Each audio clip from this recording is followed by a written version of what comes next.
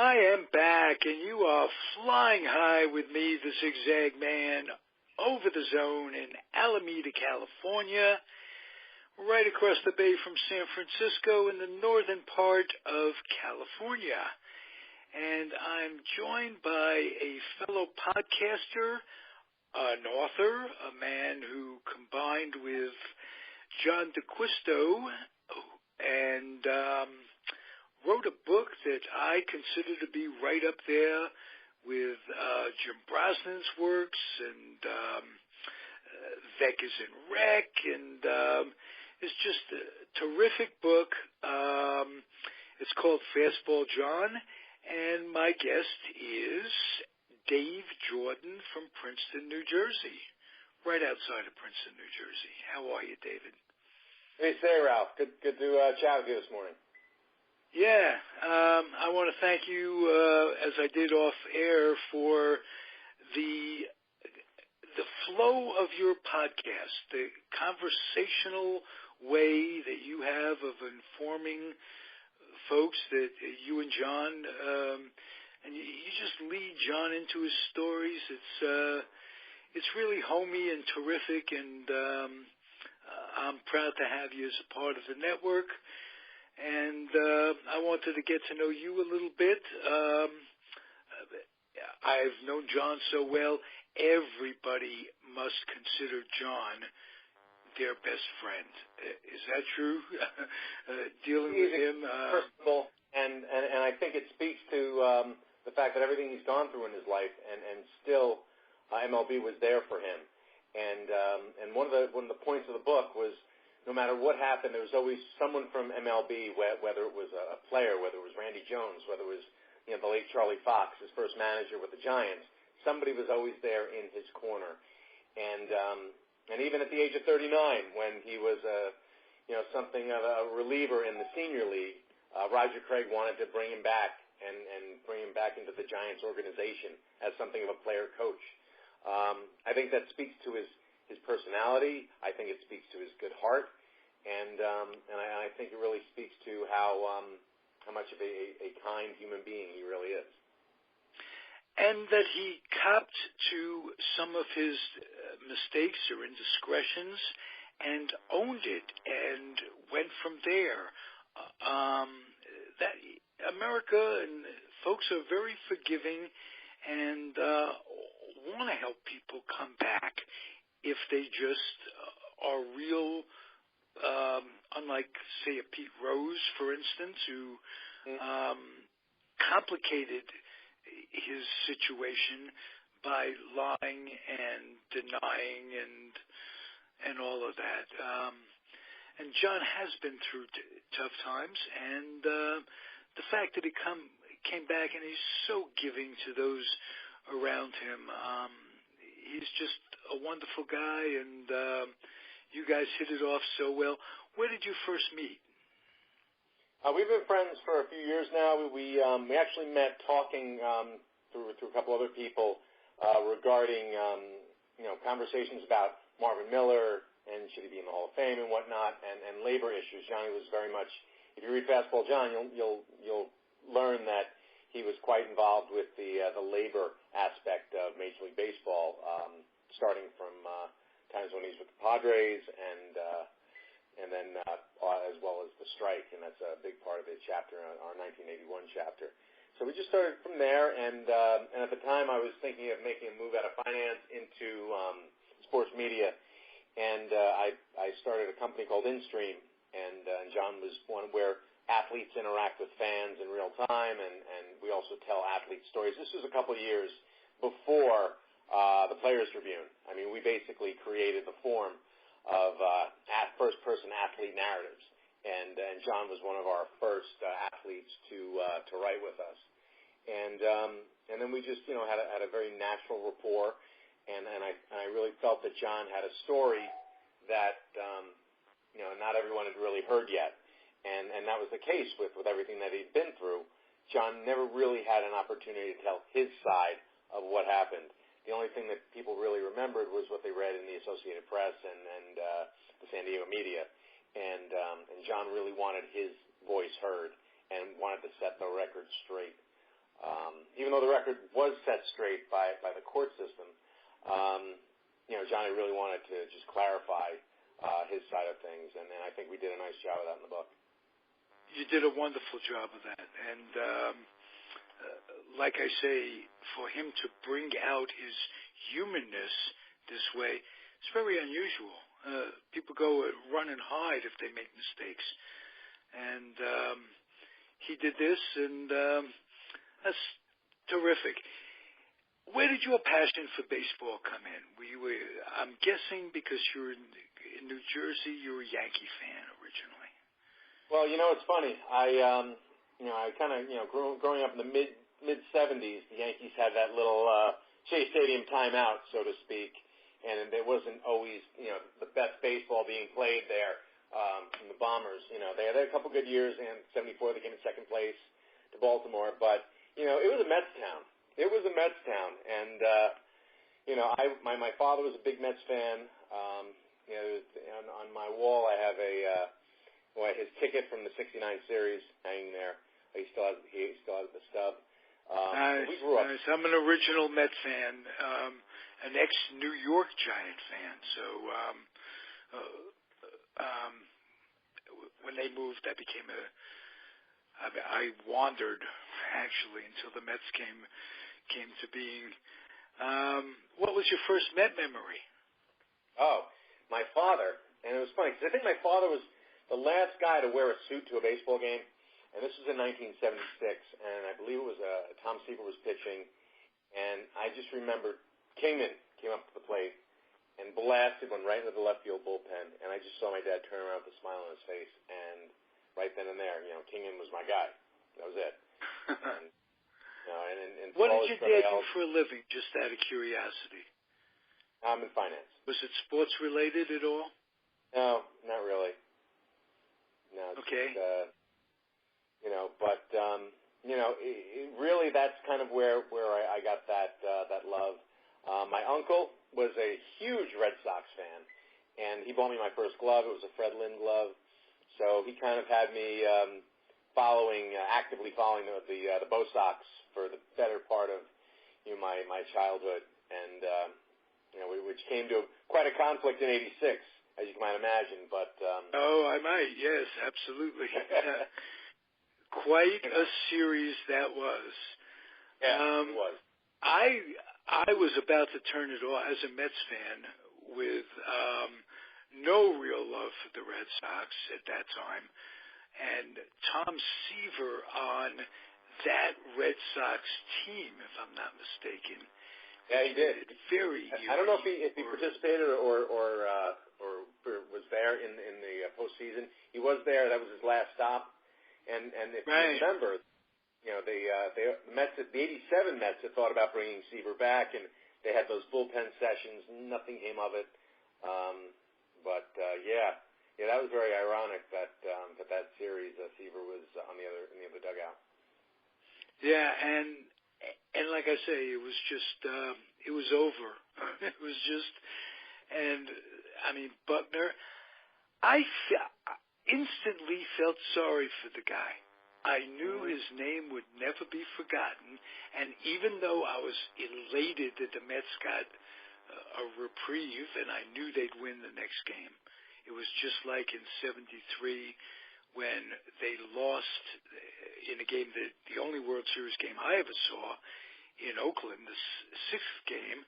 I knew they'd lose the seventh game because I know the importance, or at least oftentimes, the importance of momentum and how important that is. And you could see the air go out of them when the ground ball was hit, and then it goes through his legs. And I felt for Buckner. And I don't know what the thought crossed my head. My God, that poor guy's going to live with that for the rest of his life. And and there was a lot of that in that postseason. You had Donnie Moore giving up the homer to Hendo, and yes, and tragically taking his own life. I don't know if that was the direct reason. He was obviously having other problems as well. But sure, it didn't help. It sure didn't help. And that those two series, those two postseason experiences, whatever they were, playoffs to get into it. It was the Mets in Houston. You had Scott going, and you had the pitching coach was again Roger Craig, who plays such an a book needs to be written about that guy. Oh, yeah. Plays such an amazing part of history, baseball history, from when I'm a kid. He was a Brooklyn Dodger and Original Met. he was a Met, a St. Louis Cardinal when they won. Fascinating book can be written about that guy. Yeah. And but that was '86 was an incredible. It was basically we didn't know things came out about the Mets. There was a book written, I think it was Perlman wrote the bad guys won. Jeff Perlman, yeah. You know, it had some negative connotations about the ball club. It wasn't an easy breezy read though. Right, it's got to be easy read. And my co-host on the show, Peter Golenbach, wrote a book on the Mets that I had no idea he wrote. I'm out in the West Coast until recently. Terrific book about the Mets and captures that '86 team and Dwight and Strawberry and their personalities and what went with it, and an excellent read as well. So there's a lot of side to them. Big controversy with Wally Bachman, who I think should have been the manager of the Mets a long time ago. Hasn't turned out too badly for them and Sandy Alderson. They've been in the playoffs 2 years, and I think they're healthy and they're gonna make a run for it this year. But that's just an aside. I'm hoping that's true. Your first game, Kingman. Wow. Kingman. There's another guy who was a story. I saw him when he first came up with that 71 team that Charlie Fox managed, that John broke in with. And he was out of USC, a pitcher. And a gazelle as an athlete. He was as fast going from first to third as anyone in baseball at that time, with those long strides. And kind of an enigma in terms of his personality. One of those guys, when he's good, he's very, very good. When he's bad, he's horrid. He had some relations with the press, female reporter, I remember, when he was with the A's out here, that were negative. But he's a story in himself. That was a very interesting team. You had Willie's last really good year, I thought. You had McCovey. It's quite no, I think McCovey might have been gone from that team. Was he? No, McCovey was there until '73, and then he went. Okay. Mike Caldwell and a couple other dudes to San Diego, but it was a logjam of first basemen there for a couple of years. You had King, you had McCovey, Ed Goodson, you had Skip James down in the minors. Right. They had more first stackers than they knew what to do with. And outfielders, they were still carrying over with from those days of supplying the National League with outfielders, from the Alous to Manny Mota, and they were still doing it. They had Maddox coming up, and Charlie Fox. I interviewed him in 1995 for a series of that I was doing for Cal State Hayward, which is college in the Bay Area. We had a cable TV show, Sports from the Top of the Hill, and I brought in a whole bunch of ex-New Yorkers or people who were involved in the New York baseball scene in the 50s. And Charlie Fox, a native New Yorker, came up with the Giants in '43 before the wars, like a 19-year-old kid. Caught Carl Hubble, Bill Fossell, just a great storyteller, and an excellent manager for the reason that he had the guts to tell Stoneham that he was going to let Spire play short and Tito Fuentes play second, and that's the way it was. And if you don't like it, and if we don't win, you can fire me. And Spire was like Rookie of the Year or this, that, and the other thing. And it turned out very well for them, and they were upset by Pittsburgh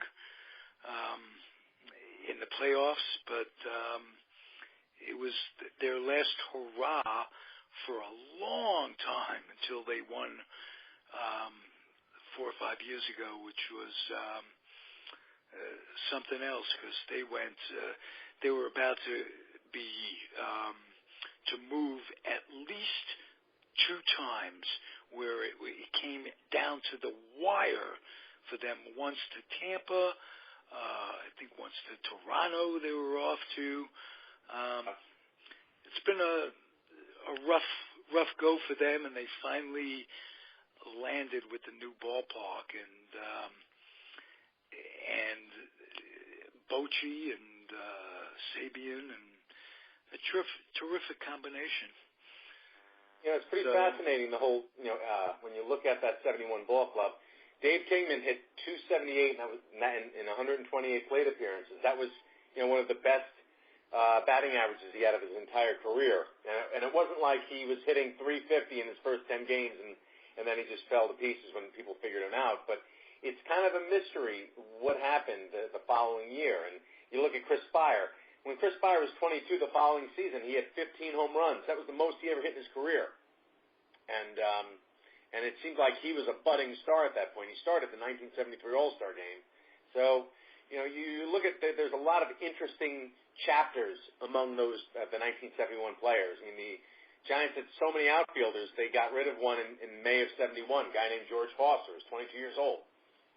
For Frank Duffy, if I remember correctly. Yeah, it was pretty... that was not a great deal. No, it was not a great deal. as deals go. Let's just put it that way. And I'll tell you something strange. You talk about baseball. I went back, living out in California, went back to visit New York, and there was a game at Shea Stadium, and lived right down the block. I go to a game. I'm there early in the parking lot. Willie Davis and Willie McCovey walk off a San Diego Padre bus, chatting with each other, headed for the clubhouse. It was the most surreal thing I ever saw. These two guys known for being Dodger and Giant, respectively, are now playing with San Diego. And I think that was just about, must have been about 75 or 76. Yeah, 76, like and Davis played a full season with the Padres that year. And yes. And that was toward the end of McCovey's time down in Southern California, before they sold him to Oakland for that final month. But yeah, that was 76. Right. It was just weird seeing as a baseball fan. It's like there's a Facebook thing, a Facebook page on weird pictures of players in strange uniforms that you don't expect them in, and just watching those two guys go into a San Diego Padre. And the Giants didn't miss a beat because they used Mike Ivy very effectively from that standpoint. I think they brought McCovey back towards the end of his career as well, and he got to finish up in he retired as a Giant and had a couple had one really good year in '77, and then slowly, succumbed to Father Time, so to speak. But that was. I mean, it's funny when you see that, and what the funniest thing is, as growing up in the mid '70s, the first baseball cards I remember of McCovey were as Padres.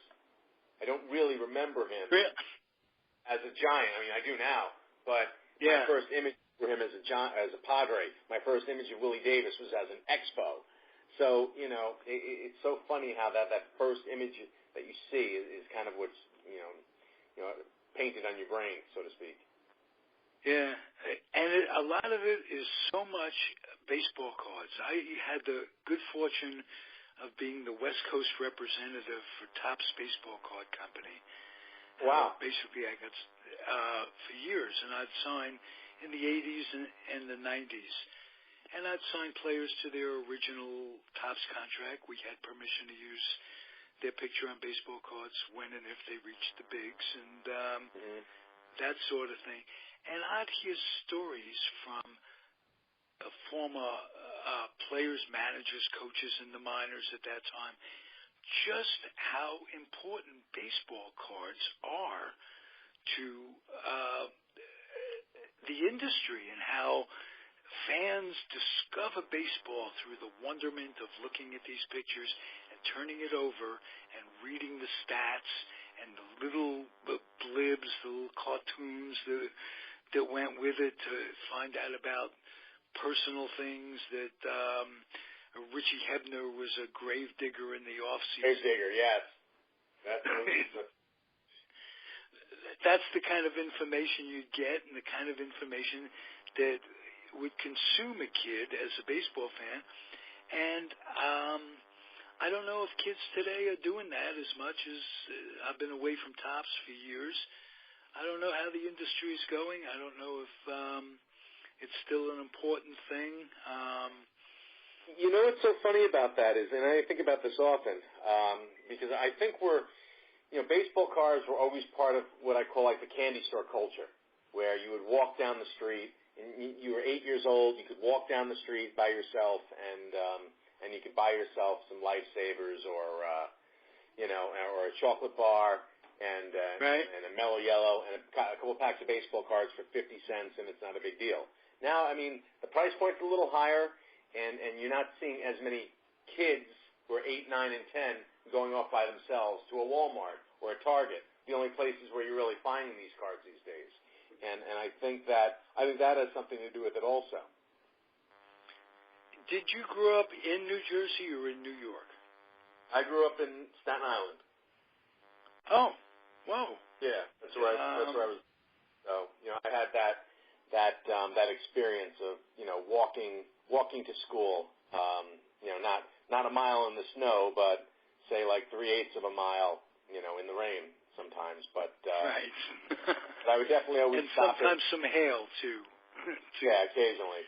But I would also, I could stop at Jimmy's Luncheonette where he sold baseball cards and pick up 2 packs on the way home with 50 cents in my pocket, and it was no big deal.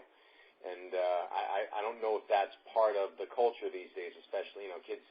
The parents are setting up play dates, and now kids aren't just riding their bikes down to the store anymore, or as much. And you have an electronic culture too, where kids' heads are in the video games and the phones and this, that, and the other thing. Kids can learn just as much electronically as they can other ways. I'm not downing it.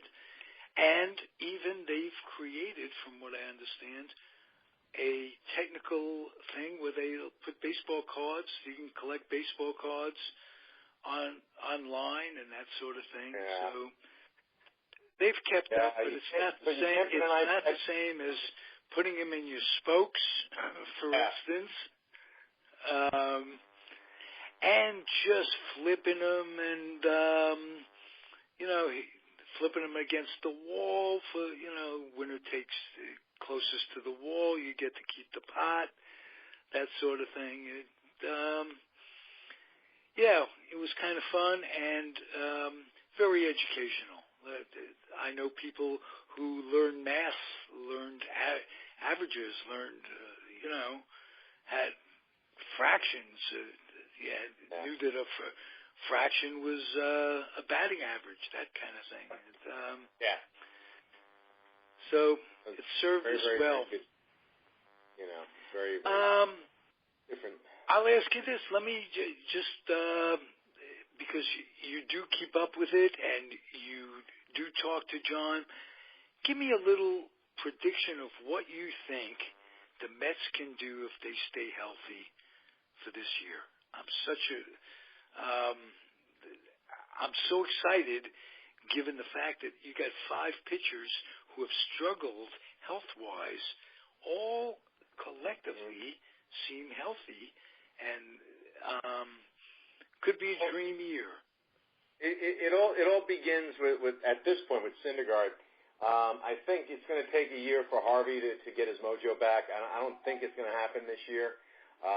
Hopefully DeGrom can maintain the velocity he showed the last time out.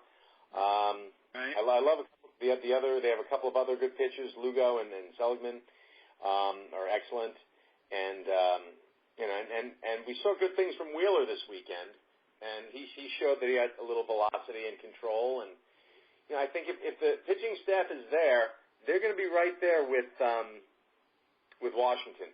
The interesting thing also is that the Cubs had a phenomenal year. Can't take anything away from their World Championship. But the Mets sort of had their number.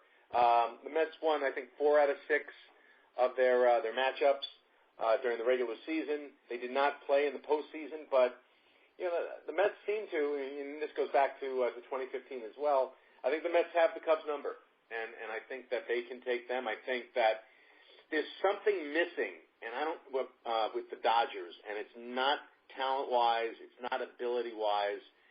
It's just some kind of, I don't know, it's something that the sabermetricians don't believe in, but it's just keeping the Dodgers from getting to the next level, and I think that's still there, and I think the Mets have something that the Dodgers don't.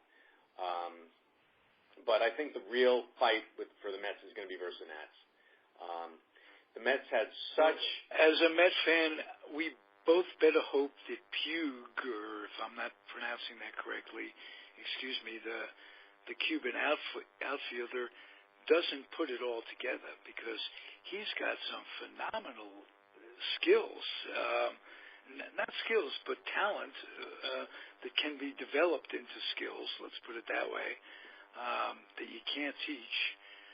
And he's been a hit case, and if he could get it together, the Dodgers scare me a little bit. Yeah, the issue I have with him is that basically I think that pitchers figured him out, and I'm not sure if he still has kind of the velocity or his bat speed is there where it was a couple years back, and I don't know if he can put together. His first year was phenomenal, and he had some amazing stats that year. I'd be very, very curious to see if he can make it back this year. We'll see.